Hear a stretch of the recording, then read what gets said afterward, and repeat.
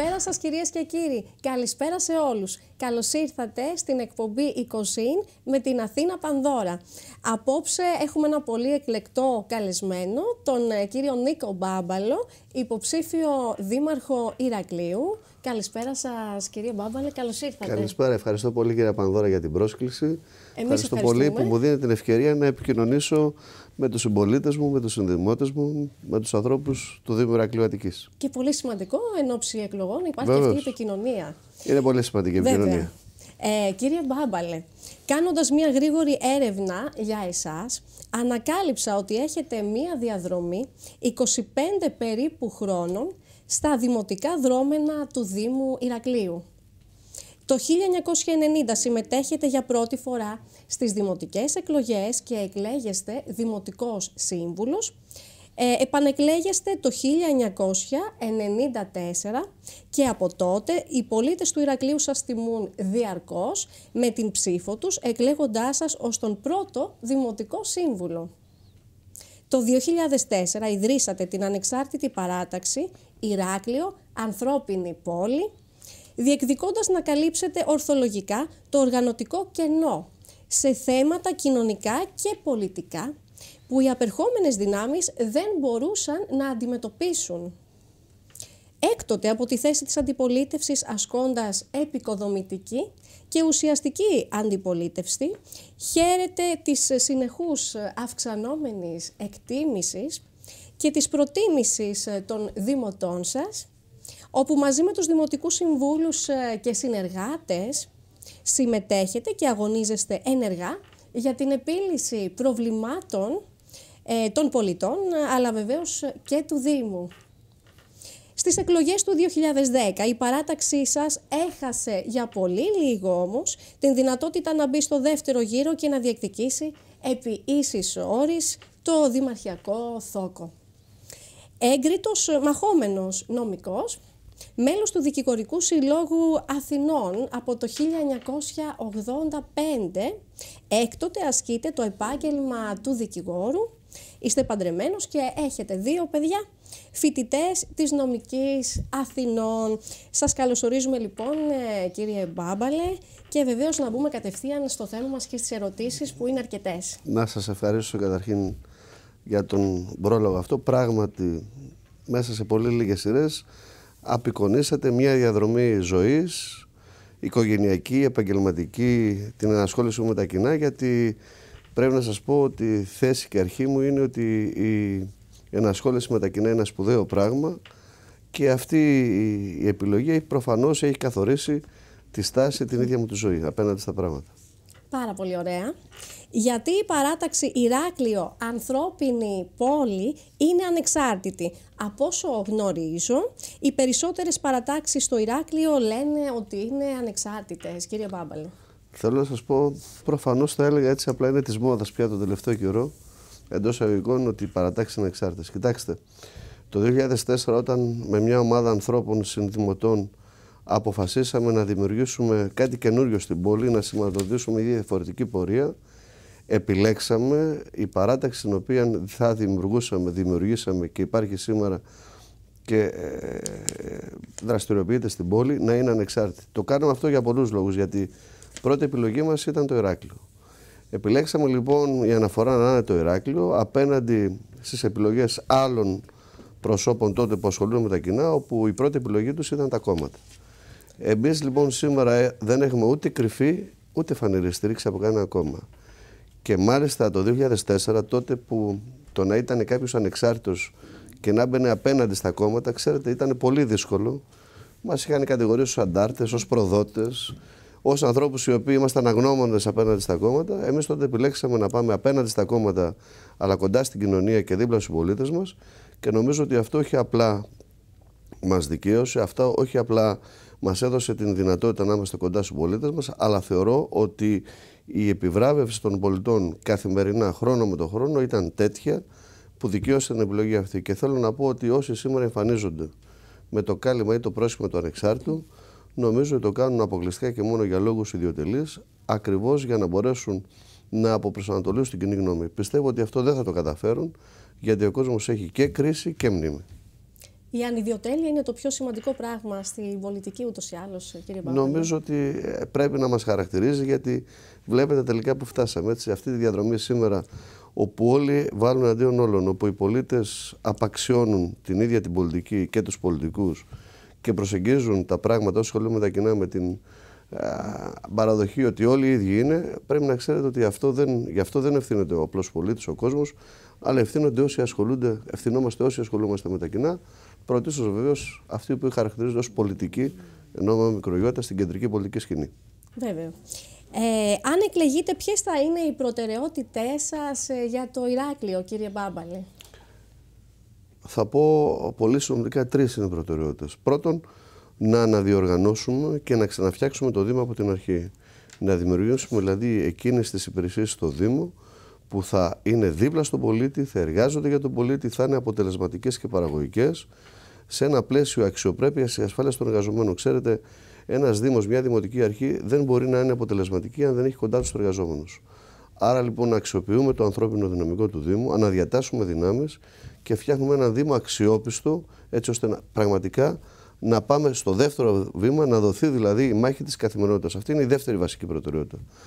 Κοιτάξτε, κυρία Πανδώρα, πρέπει να σας πω ότι πρέπει να είμαστε κοντά και δίπλα στην καθημερινότητα. Ο πολίτης σήμερα στο Ηράκλειο έχει αρκετά προβλήματα. Έχει πρόβλημα καθαριότητας. Ένα βασικό στοιχείο. Έχει πρόβλημα στο φωτισμό. Είμαστε μια πόλη η οποία δεν είναι ιδιαίτερα φωτισμένη. Έχουμε πρόβλημα στο πράσινο. Έχουμε πρόβλημα στην προσβασιμότητα. Πεζοδρόμια, κατηλημένα. Είναι πολύ λυπής ο φωτισμός. Έτσι. Πρόβλημα στην προσβασιμότητα. Έχουμε έλλειμμα και πρόβλημα στη δημοτική συγκοινωνία. Δεν έχουμε μετακίνηση. Πρέπει να σας πω ότι περίπου 2,5 χρόνια δεν είχαμε δημοτική συγκοινωνία, είχε σταματήσει να λειτουργεί. Ξαναλειτουργήσε 2 μήνες πριν τις εκλογές. Άρα λοιπόν το δεύτερο είναι να σηκώσουμε μανίκια, να δουλέψουμε και να ρεχτούμε στη μέση της καθημερινότητας. Και το τρίτο στοιχείο είναι θα πρέπει να δημιουργήσουμε ένα δίχτυ κοινωνικής πρόνοιας, έτσι ώστε να έρθουμε σε αυτή την πραγματικά πολύ δύσκολη εποχή, όπου με βάση αρχές αλληλεγγύης και της κοινωνικής συνοχής, ο Δήμος να έρθει ως ομπρέλα και να προστατέψει τους πολίτες. Τον καθέναν εκεί που πραγματικά έχει ένα πρόβλημα, την κάθε οικογένεια που έχει τις ιδιαιτερότητές της, τον καθέναν, εν πάση περιπτώσει, που χρειάζεται το Δήμο. Πιστεύω λοιπόν ότι αυτά τα 3 πράγματα, η δημιουργία ενός δημοτικού μηχανισμού αξιόμαχου, το θέμα της καθημερινότητας, να μπορέσουμε να δουλέψουμε την πρώτη μέρα, να ρεχτούμε στη μέση της καθημερινότητας, και το τρίτο, το δίχτυ κοινωνικής προστασίας που θα πρέπει να δημιουργήσουμε, είναι τα 3 βασικά ζητήματα, είναι 3 προτεραιότητες για την Δημοτική Αρχή.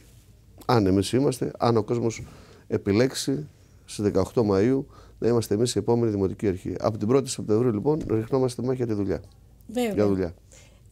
Και είναι σημαντικό που αυτό το κάνετε στοχευμένα, δηλαδή και εξατομικευμένα για κάθε πολίτη, αλλά και για όλους μαζί γενικά. Νομίζω ότι θα πρέπει να πάμε από τις συλλογικές που υπήρχαν παλιότερα, που λέγαμε κοινωνική πρόνοια, κοινωνικές δομές. Και πέραμε κάποιες αποφάσεις που αφορούσαν περισσότερο. Σήμερα λοιπόν δεν πρέπει να διαχέεται όλη αυτή η δυναμική και αυτή η ενεργητικά. Πρώτον, γιατί τα χρήματα δεν είναι πολλά, άρα θα πρέπει να πάμε στοχευμένα. Και δεύτερον, γιατί ο καθένας σήμερα αντιμετωπίζει τα δικά του προβλήματα. Ξέρετε, όταν κλείνει μια πόρτα, η κάθε οικογένεια, ο καθένας αντιμετωπίζει τα δικά του προβλήματα. Θα πρέπει λοιπόν ως Δήμος να προσεγγίσουμε τον κάθε πολίτη χωριστά και να του δώσουμε εκείνα τα εχέγγυα, εκείνες τις δυνατότητες να καταλάβει ότι ο Δήμος είναι δίπλα του, είναι συμπαραστάτης του, είναι αλληλέγγυος και προσπαθεί να λύσει το πρόβλημα. Έτσι λοιπόν θα πάμε στοχευμένα. Με ανθρωπιά και κοινωνική πρόνοια. Πάνω απ' όλα. Πολύ ωραία. Πώς θα αντιμετωπίσετε το γεγονός της μειωμένης χρηματοδότησης των Δήμων από την κεντρική εξουσία όμως, κύριε Μπάμπαλη? Πρώτα απ' όλα θα προσπαθήσουμε να διαχειριστούμε τα οικονομικά του Δήμου μας με ιδιαίτερη διαφάνεια, με διαφάνεια θα έλεγα, και ιεραρχώντας τις ανάγκες της πόλης. Το πρώτο λοιπόν αυτό. Το δεύτερο, θα αξιοποιήσουμε τα χρήματα των δημοτών όπως αυτά έρχονται στο Δήμο μέσω των λογαριασμών της ΔΕΗ, τα ανταποδοτικά τέλη. Θέλω να σας πω και να ενημερώσω και τους συνδημότες ότι ο Δήμος σήμερα εισπράττει περίπου 5,5 εκατομμύρια ευρώ το χρόνο από τα ανταποδοτικά τέλη δικά τους λεφτά και άλλα 3 εκατομμύρια περίπου από το φόρο ηλεκτροτούμενων χώρων, περίπου 8,5 εκατομμύρια ευρώ, χρήματα τα οποία εκείνοι πληρώνουν μέσω λογαριασμού της ΔΕΗ και ο Δήμος τα εισπράττει μέσω της ΔΕΗ. Λοιπόν, σας λέω ότι αυτά τα χρήματα δεν πάνε για την καθαριότητα, δεν πάνε για το περιβάλλον, δεν πάνε για το πράσινο, δεν πάνε για το φωτισμό. Θα αξιοποιήσουμε λοιπόν τα χρήματα των δημοτών. Τρίτο, θα αξιοποιήσουμε ήδη έσοδα του Δήμου. Όπως παράδειγματος χάρη τα έσοδα από τα καταστήματα υγειονομικού ενδιαφέροντος. Τα έσοδα από το δημοτικό κημητήριο που έχουμε. Γιατί έχουμε ένα δημοτικό κημητήριο, βεβαίως δεν είναι μεγάλο, αλλά ανοίγω μια παρένθεση, θα πρέπει και εδώ επιτέλους να βάλουμε μια τάξη στο κημητήριο, το οποίο και από εκεί έχουμε έσοδα. Και το τρίτο, ίσως και το πιο σημαντικό, κυρία Πανδώρα, θέλω να σας πω ότι θα αξιοποιήσουμε χρήματα από το Ευρωπαϊκό Κοινοτικό Ταμείο. Πρέπει επιτέλους ο Δήμος Ηρακλείου να μην είναι φτωχός συγγενής. Θα πρέπει να δημιουργήσουμε ένα γραφείο προκειμένου να αξιοποιήσουμε τους ευρωπαϊκούς πόρους, να φέρουμε έργα στο Δήμο, να φέρουμε χρήματα στο Δήμο. Όχι στη λογική βρήκαμε ένα πρόγραμμα και το φέρνουμε γιατί έτσι έτυχε, αλλά στη λογική και στην κατεύθυνση ότι όλα αυτά θα πρέπει να ακολουθήσουν έναν προγραμματισμό, ένα σχεδιασμό, έτσι ώστε αξιοποιώντας μελέτες να τις εντάσσουμε σε όρημα μέτρα, σε όρημα έργα, για να μπορεί ο Δήμος να αξιοποιεί τους ευρωπαϊκούς κοινωνικούς πόρους. Νομίζω ότι αυτά τα τρία πράγματα θα δώσουν τη δυνατότητα στην επόμενη Δημοτική Αρχή, σε εμάς, επαναλαμβάνω, αν ο κόσμος μας επιλέξει, να δημιουργήσουμε άλλες προοπτικές για την πόλη, άλλες για το Δήμο και βεβαίως άλλες συνθήκες για τη ζωή και την καθημερινότητα των πολιτών. Για να είναι ο Δήμος Ηρακλείου εφάμιλος με τα ευρωπαϊκά δεδομένα και συμβατός. Και με δήμους, με όμορους δήμους και με άλλους δήμους του Λεκανοπεδίου και όχι μόνο, γιατί επαναλαμβάνω, ξέρετε, ο Δήμος Ηρακλείου έχει καταντήσει φτωχός συγγενής. Λυπάμαι που το λέω, αλλά αποδίδω την πραγματικότητα όσο γίνεται με περισσότερη μετριοπάθεια και όχι με καταγγελτικό λόγο. Μακριά από μένα ο καταγγελτικός λόγος. Όμως θα πρέπει να δημιουργήσουμε προϋποθέσεις και να βγάλουμε το Δήμο μας, την πόλη μας, το προάστιο, το Ηράκλειο, ένα βήμα μπροστά από την κατάσταση που είναι σήμερα. Δεν είναι υπερβολή, όλα αυτά που λέτε ανταποκρίνονται στην πραγματικότητα και το βιώνουμε όλοι καθημερινά. Σε 2 μήνες ολοκληρώνεται η θητεία της διοίκησης Βλασοπούλου. Ποια είναι η δική σας αποτίμηση για το έργο και την πορεία της απερχόμενης Δημοτικής Αρχής? Πρέπει να σας πω ότι κανένα σημαντικό έργο δεν προχώρησε τα τελευταία 3,5 χρόνια. Ό,τι προβλήματα υπήρχαν την 1η του 2011 όταν ανέλαβε η σημερινή Δημοτική Αρχή, τα ίδια προβλήματα και ακόμη περισσότερα εξακολουθούν να ταλανίζουν την πόλη μας. Δεν καταλογίζω κακή πρόθεση στον σημερινό Δήμαρχο. Αυτό όμως το οποίο του καταλογίζω είναι ότι δεν γνώρισε τα προβλήματα της πόλης, δεν βγήκε στον κόσμο, δοξάζεται ή προσπαθεί να δοξαστεί κρυπτόμενος από τους συμπολίτες μας και από τα προβλήματα, εκχώρησε αρμοδιότητες στους αντιδημάρχους σε θεσμοθετημένα όργανα του Δήμου, όχι στο πλαίσιο μιας αποκεντρωμένης διοίκησης, αλλά στο πλαίσιο του ότι εκείνος δεν ήταν ικανός να μπορέσει να αντιληφθεί και τόσο τα προβλήματα όσο και τις λύσεις που επέβαλαν για να μπορέσουμε να βγούμε από το αδιέξοδο των προβλημάτων.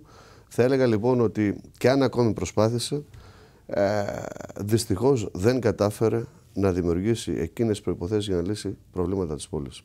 Η προσπάθεια ήταν ανεπιτυχής, άρα. Θα έλεγα ότι σε κάθε περίπτωση ήταν ανεπιτυχής. Όπως ακριβώς το είπατε.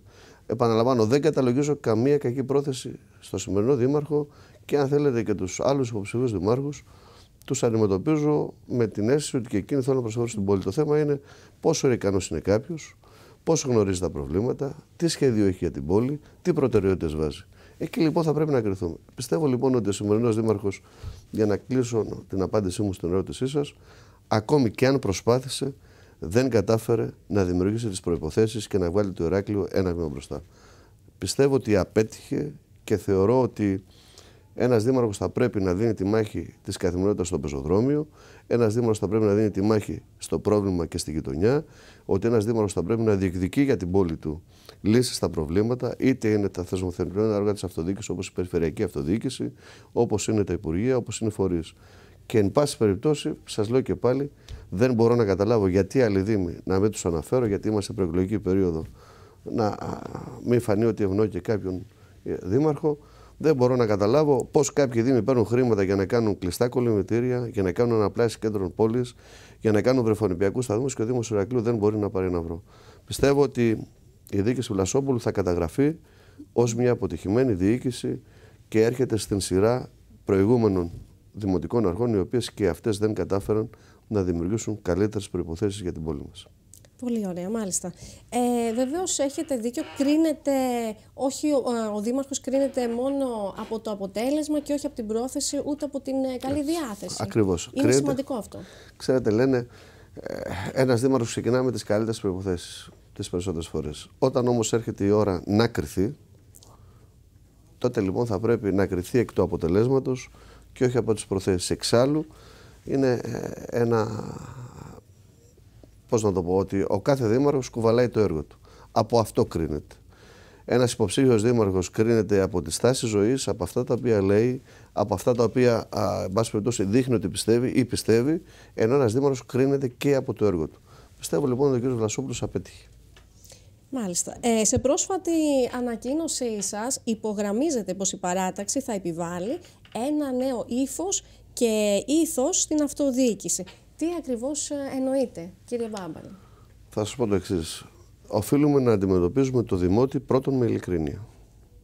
Ξέρετε, δεν μπορεί να παίρνει σήμερα ο δημότης τηλέφωνο στο Δήμο και να διαμαρτύρεται για έναν κάδο απορριμμάτων, για το πεζοδρόμιό του, για μια καμένη λάμπα, για ένα δέντρο που είναι έτοιμο να πέσει, για ένα πρόβλημα ασφάλειας σε μια παιδική χαρά, και αντί ο αρμόδιος υπάλληλος ή ο πολιτικός προϊστάμενος να του δίνει μια συγκεκριμένη απάντηση ότι κυρία Πανδώρα, αυτό λύνεται και θα λυθεί τότε, ή αυτό δεν μπορεί να λυθεί, δυστυχώς στο Δήμο Ηρακλείου ο δημότης μπορεί να πάρει 1, 2, 3, 5, 10 φορές τηλέφωνο, να πάει άλλες 5, να χέσει κάποιες εργατόρες και μετά από 5 ή 6 μήνες να πρέπει να γνωρίσει τον αντιδήμαρχο και ο αντιδήμαρχος να το επιλύσει το πρόβλημα αυτό, δημιουργώντας τις προϋποθέσεις του χάριτος, του ρουσφετιού.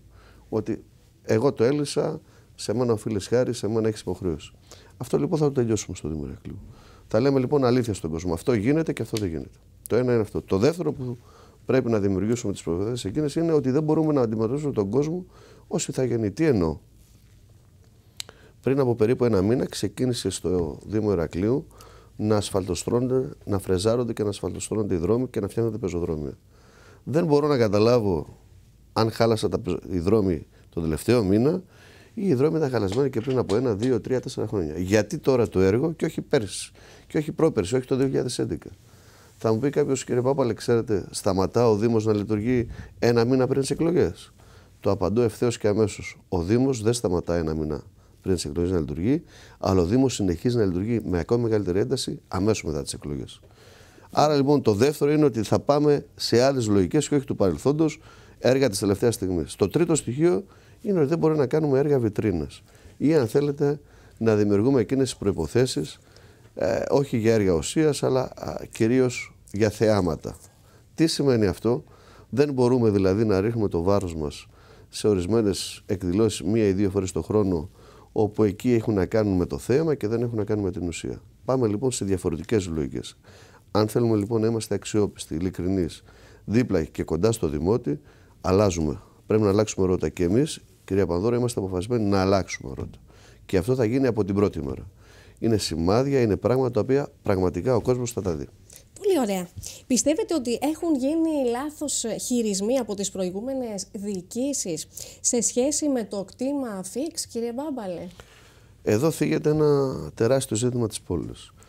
Μιλάμε για έναν χώρο, οι συμπολίτες μου το ξέρουν, οι συνδημότες μου το ξέρουν, έναν χώρο περίπου 27 στρέμματα πρασίνου, με ένα παλιό νεοκλασικό διατηρηταίο κτίριο. Ξέρετε, αυτό ήταν το εξοχικό του πρώτου βασιλιά της Ελλάδας, του Όθωνο. Μιλάμε λοιπόν για ένα χώρο 27-28 στρεμμάτων. Αυτός ο χώρος το 2001 ήρθε πολύ κοντά στο Δήμο και το 2004, αλλά δυστυχώς το καλοκαίρι του 2004 απομακρύθηκε, διότι είχε κηρυχθεί απαλωτρίωση από κακούς χειρισμούς των υπευθύνων. Έχω την εκτίμηση της ίδιας πολιτείας, ο χώρος αυτός χάθηκε για το Δήμο. Το 2008 κηρύχθηκε διατηρητέως. Από το 2011 η διοίκηση του σημερινού Δημάρχου δεν προσέφερε, δεν έβαλε ούτε ένα λιθαράκι για την απόκτηση του χώρου αυτού. Ο χώρος αυτός υπήρχε δυνατότητα να αποκτηθεί από την περιφέρεια. Να θυμίσω ότι ο κύριος Γουρός έδωσε 20 εκατομμύρια για το γήπεδο ενός αθλητικού σωματείου. Δίνει αρκετά εκατομμύρια δραχμές για μια σειρά, αρκετά εκατομμύρια ευρώ για μια σειρά ζητήματα που αφορούν άλλους Δήμους. Θα μπορούσε λοιπόν και για το Δήμο Ηρακλείου να δώσει ένα ποσό της τάξης των 7-8 εκατομμυρίων ευρώ, τόσο αποτιμάται η αξία, να αγοραστεί το κτήμα αυτό και να το αποδώσει στην κοινή χρήση. Θέλω δεν να πω ότι είναι και στα σύνορα με 2 άλλους Δήμους, με το Δήμο Λυκόβρησης Πεύκης και το Δήμο Μεταμόρφωσης. Θα μπορούσαμε λοιπόν εκεί διαδημοτικά να δημιουργήσουμε ένα χώρο πραγματικά αναψυχής, περιπάτου, πολιτισμού, δημιουργώντας προϋποθέσεις για δημιουργία ενός μουσείου στη βίλα την οποία υπάρχει. Αλλά δυστυχώς δεν προχωρήσαμε ένα βήμα. Για μας είναι προτεραιότητα η απόκτηση του χώρου αυτού και πρέπει να σας πω ότι τις επόμενες μέρες θα κάνουμε μία εκδήλωση για να δεσμεύσουμε και τους υποψηφίους περιφερειάρχες όσον αφορά τη θέση τους για το κτήμα Φίξ. Εμείς λοιπόν λέμε ότι διεκδικούμε το κτήμα Φίξ, αγωνιζόμαστε να πάρουμε το κτήμα φίξ χωρίς να επιβαρύνουμε ούτε ένα ευρώ το δημότη. Πολύ ωραία. Τι παραπάνω μπορεί να γίνει στο Ηράκλειο στο κομμάτι της κοινωνικής πρόνοιας? Ακούστε.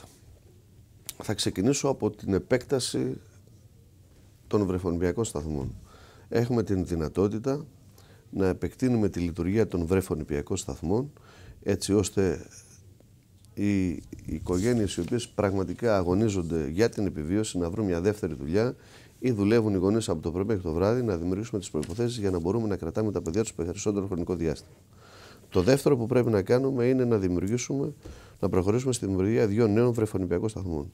Το τρίτο, θα πρέπει να επεκτείνουμε τη λειτουργία των δημοτικών ιατρίων, κάτι που η σημερινή Δημοτική Αρχή, πρέπει να σας πω, τα περιόρισε. Τέταρτον, θα επαναφέρουμε δράσεις και δομές στον ίδιο το Δήμο και δεν θα τις πάρουμε από τις ΜΚΟ, γιατί πρέπει να σας πω ότι στο Ηράκλειο είχαμε το προνόμιο εντός εισαγωγικών να χωρίσουμε αρμοδιότητες σε μη κυβερνητικές οργανώσεις. Και τέταρτον, θα πρέπει να δημιουργήσουμε και ένα δίκτυο ασφάλειας μέσα από τα κέντρα, τα ΚΑΠΗ, στα οποία βρίσκουν καταφύγιο πραγματικά δεκάδες συμπολίτες μας τρίτης ηλικίας, να δημιουργήσουμε λίγο τις προϋποθέσεις εκείνες, να αναβαθμίσουμε τη λειτουργία τους, να επεκτείνουμε τη λειτουργία τους και τις δράσεις τους, έτσι ώστε πραγματικά να αποτελέσουν ένα δεύτερο σπίτι για αυτούς τους ανθρώπους. Και πολύ σημαντικό επίσης που θα πάρετε πρωτοβουλίες για τη δημόσια υγεία. Ακριβώς. Γιατί θα πρέπει να έρθουμε εδώ να καλύψουμε, αν θέλετε, υποχρεώσεις της ίδιας της πολιτείας. Οι Δήμοι λοιπόν έχουν την δυνατότητα να δημιουργήσουν εκείνες τις προϋποθέσεις και να καλύψουν κυρίως το πρωτοβάθμιο τομέα υγείας, το πρωτοβάθμιο επίπεδο υγείας, να καλύψουν την ανυπαρξία ή, αν θέλετε, τα προβλήματα απουσίας της κεντρικής διοίκησης από τον τομέα αυτό. Πάρα πολύ ωραία. Έχετε υποσχεθεί ότι θα αυξηθούν τα δρομολόγια της δημοτικής συγκοινωνίας. Ήθελα όμως να ρωτήσω, να κάνω λίγο το δικηγόρο του διαβόλου, πού θα βρείτε τους οικονομικούς πόρους, κύριε Μπάμπαλη? Πρέπει να σας πω ότι η δημοτική συγκοινωνία ξεκίνησε να λειτουργεί στο Ηράκλειο από το 2001-2002. Τότε η Δημοτική Αρχή πήρε 3 λεωφορεία. Φτάσαμε σήμερα, πριν από 1 μήνα, να μην λειτουργούσε κανένα λεωφορείο και τα 3 λεωφορεία είχαν τεθεί εκτός λειτουργίας. Πρέπει να σας πω ότι πριν από περίπου 1,5 μήνα η Δημοτική Αρχή επαναλειτουργήσε τη δημοτική συγκοινωνία, βάζοντας 1 λεωφορείο από τα 3, τα άλλα 2, όπως σας είπα, είναι εκτός λειτουργίας. Κοιτάξτε, τα χρήματα υπάρχουν και όταν λέω υπάρχουν, σας είπα πιο πριν από λίγο, όταν με ρωτήσατε, ότι οι δημότες καταβάλουν περίπου 5,5 εκατομμύρια μέσω ανταποδοτικών τελών και περίπου 3 εκατομμύρια μέσω από το φόρο ηλεκτρονικών χώρων. Σε φόρους και εισφορές. Ακριβώς. Εμείς λοιπόν από τα χρήματα αυτά θα διαθέσουμε ένα κονδύλι έτσι ώστε η δημοτική συγκοινωνία να λειτουργεί από Δευτέρα μέχρι και Σάββατο, με 2 τουλάχιστον λεωφορεία, 2 διαφορετικές διαδρομές για να καλύπτουν ακτινωτά όλη την πόλη, από βορρά προς νότο και από ανατολή προς δύση, και ταυτόχρονα θα θέσουμε και μια γραμμή η οποία να εξυπηρετεί τους δημότες μας προς το ΙΟΠΗ που βρίσκεται στη Νέα Ιωνία, και θα εξετάσουμε την δυνατότητα τοποθέτησης δημοτικής συγκοινωνίας ενός δρομολογίου που να εξυπηρετεί, να έχει σύνδεση το Ηράκλειο με την Πανεπιστημιούπολη για να εξυπηρετεί τα παιδιά μας, τους Ηρακλείωτες φοιτητές. Μάλιστα, πολύ ωραία. Η προηγούμενη εκλογική αναμέτρηση, κύριε Μπάμπαλε, δεν είχε το αποτέλεσμα που εσείς περιμένατε. Γιατί πιστεύετε πως τώρα θα κάνετε ένα βήμα παραπάνω? Γιατί πρέπει οι πολίτες του Ηρακλείου να εμπιστευτούν την παράταξή σας? Πρώτα απ' όλα πιστεύω, κυρία Πανδώρα, ότι θα μας εμπιστευτούν γιατί συνεχίζουμε, τους αντιμετωπίζουμε και θα τους αντιμετωπίζουμε με ειλικρίνεια και συνέπεια. Ξέρετε, ακόμη και τώρα που είμαστε σε μια προεκλογική περίοδο, όταν έρχεται ο συμπολίτες μας και με ρωτούν για μια σειρά ζητήματα, προτιμώ να τους στεναχωρήσω και να τους πω ότι αυτό δεν γίνεται, παρά να τους πω κάτι και να τους διαψεύσω μετεκλογικά. Αυτό λοιπόν οι συμπολίτες μου, επιτρέψτε μου να μιλήσω στο πρώτο ελληνικό, μου το αναγνωρίζουν. Η ειλικρίνεια είναι ένα ξεχωριστό Το δεύτερο στοιχείο που θέλω να σας πω είναι ότι γνωρίζουμε τα προβλήματα της πόλης. Γνωρίζω και γνωρίζουν και οι συνεργάτες τα προβλήματα της πόλης. Το τρίτο είναι ότι από την πρώτη μέρα, την 1η Σεπτεμβρίου, θα ξεκινήσουμε να ρηχτούμε στη δουλειά, όπως σας είπα και πιο πριν. Το τρίτο στοιχείο που θέλω να σας πω είναι ότι οι συμπολίτες μας αναγνωρίζουν πια τους ανθρώπους πίσω από τις ταμπέλες. Ποιος είναι ανεξάρτητος, ποιος κινείται με βάση κομματικά συμφέροντα, ποιος εξυπηρετεί το κόμμα, ποιος εκμεταλλεύεται κατά περίπτωση το κόμμα και τους συμπολίτες, άλλοτε να είναι εξάρτητος και άλλοτε στα κομματικά γραφεία να είναι ένας άνθρωπος που εξυπηρετεί και ευνοεί το κόμμα. Και αυτό ο κόσμος μας γνωρίζει καλά, οι συμπολίτες μας. Θέλω να σας πω και κάτι ακόμη. Μετά από περίπου 10 χρόνια μιας καθοδικής συνεχούς πορείας στην πόλη μας, νομίζω ότι οι συμπολίτες έχουν τη δυνατότητα να κρίνουν και να συγκρίνουν και ανθρώπους οι οποίοι τους έδωσε τη δυνατότητα να διοικήσουν το Δήμο, αλλά και ανθρώπους οι οποίοι έχουν έρθει τον τελευταίο καιρό στην πόλη μας και οι οποίοι διεκδικούν και εκείνη την ψήφο του ηρακλειώτικου λαού. Εκτιμώ λοιπόν ότι ο κόσμος θα μας δώσει τη δυνατότητα και την ευθύνη να διοικήσουμε, γιατί πραγματικά έχουμε όρεξη για δουλειά, γιατί πραγματικά δεν ήρθαμε στο Ηράκλειο 5 μήνες πριν τις εκλογές, γιατί μετά τις εκλογές είτε χάσουμε είτε κερδίσουμε, συνεχίζουμε να είμαστε παρόντες, γιατί πάμε στο πρόβλημα, πάμε στη γειτονιά, πάμε στο δημόσιο χώρο, γιατί κάθε φορά όποτε ο κόσμος μας ζητήσει είμαστε παρόντες. Και πρέπει να σας πω ότι είναι πολύ σημαντικό για μένα ότι αυτή τη συμπεριφορά την έχουν και οι συνεργάτες και οι υποψήφοι δημοτικοί σύμβουλοι, οι άνθρωποι που είναι της διπλανής πόρτας. Οι άνθρωποι της διπλανής πόρτας, ξέρετε, ο δήμαρχος και οι υποψήφοι δήμαρχοι είναι άνθρωποι της διπλανής πόρτας. Άρα πιστεύω ότι ο κόσμος θα μας δώσει τη δυνατότητα και την ευθύνη να δουλέψουμε για την πόλη μας, για εκείνους. Ασφαλώς. Ανησυχείτε ότι ενδεχομένως θα προκληθεί πόλωση στη διάρκεια της προεκλογικής περίοδου, κύριε Μπάμπαλε? Ποια είναι η θέση σας για αυτό το ενδεχόμενο? Ελπίζω, πιστεύω και ό,τι αφορά εμάς δεν θα δημιουργήσουμε συνθήκες πόλωσης. Γιατί ξέρετε, μέσα από την όξη των καταστάσεων αποπροσανατολίζουμε τον κόσμο. Πρόθεση είναι ο κόσμος να ακούσει τους υποψήφιους δημάρχους, τις δημοτικές παρατάξεις με νηφαλιότητα, με καθαρό λόγο, για να μπορεί να κρίνει και να συγκρίνει προγράμματα, λόγια, συμπεριφορές, στάσεις ζωής. Εμείς λοιπόν δεν επιδιώκουμε την πόλωση, δεν επιδιώξαμε την πόλωση, δεν την επιδιώκουμε την πόλωση. Ελπίζω και πιστεύω ότι ούτε οι αντίπαλοι μας θα επιδιώξουν την πόλωση. Κύριε Μπάμπαλε, σας ευχαριστώ πάρα πολύ. Να είστε καλά. Εύχομαι ολόψυχα καλή επιτυχία. Εγώ ευχαριστώ πάρα πολύ, κυρία Πανδώρα, και απευθυνόμενος στους πολίτες μου θα τους ζητήσω να πραγματικά στις 18 Μαΐου να συμμετέχουν στις εκλογές, γιατί αν καθίσουν στον καναπέ, αν δεν βγουν μπροστά, εάν δεν ψηφίσουν, τότε δυστυχώς όσα κακώς κείμενα υπάρχουν σήμερα στο Ηράκλειο θα συνεχίσουν να υπάρχουν. Επειδή λοιπόν πιστεύω ότι θα πρέπει να αλλάξουν, καλώ λοιπόν τους συμπολίτες μου να συμμετέχουν στις εκλογές και να μας δώσουν την εμπιστοσύνη τους. Νίκος Μπάμπαλος. Κύριε Μπάμπαλε, ομολογώ πως καθ' όλη τη διάρκεια της συνέντευξης γνώρισα έναν άνθρωπο με μεγάλη δυναμική, με όρεξη και αγάπη για τον τόπο του. Το πρόγραμμά σας εμπνέει σίγουρα υπευθυνότητα και συγκρατημένη αισιοδοξία. Εύχομαι ο κόσμος να σας δώσει την ευκαιρία να πραγματοποιήσετε το όραμά σας και να γίνει το Ηράκλειο παράδειγμα προς μίμηση. Το θέλουμε όλοι αυτό. Διακόπτουμε για ένα σύντομο διαφημιστικό διάλειμμα και επιστρέφουμε σε λίγο. Μείνετε όλοι εδώ.